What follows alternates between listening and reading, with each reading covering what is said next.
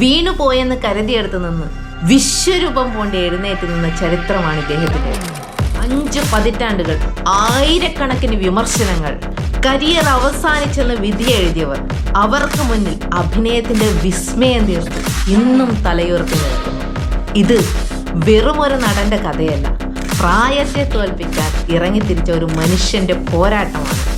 അതെ, മലയാളികളുടെ സ്വന്തം മമ്മൂക്ക. അനുഭവങ്ങൾ, പാളിച്ചകൾ തൊട്ട് യവനികയും വടക്കൻ വീരഗാഥയും വാത്സല്യവും കടന്നു രാജമാണിക്യവും പ്രാഞ്ചിയേട്ടനും ഭീഷ്മപർവവും വഴി ഇതാ ഭ്രമയുഗം, കാതൽ, കളങ്കാവലം വരെ എത്തി നിൽക്കുന്നു. കാലത്തിനൊപ്പം മാറിയതല്ല, കാലത്തെ തന്നോടൊപ്പം മാറ്റിയ സഞ്ചാരം.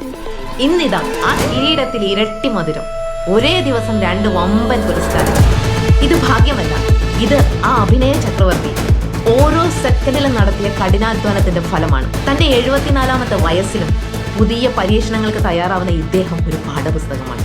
പരാജയങ്ങളിൽ തളരാത്തവർക്ക്, സ്വപ്നം കാണാൻ ഭയമില്ലാത്തവർക്ക്.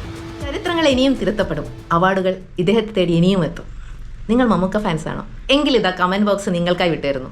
നിങ്ങളുടെ മനസ്സിനെ ഉള്ളുലച്ച ആ ഒരു മമ്മൂക്കയുടെ ചിത്രം ഏതാണെന്ന് കമന്റ് ചെയ്യും. ഒരു ചോദ്യം ബാക്കി നിൽക്കുന്നു. ഇനി ഒരു നൂറ്റാണ്ട് കാത്തിരുന്നാലും ഈ നടന വിസ്മയത്തിന് പകരം വയ്ക്കാൻ മറ്റൊരാളുണ്ടാകുമോ?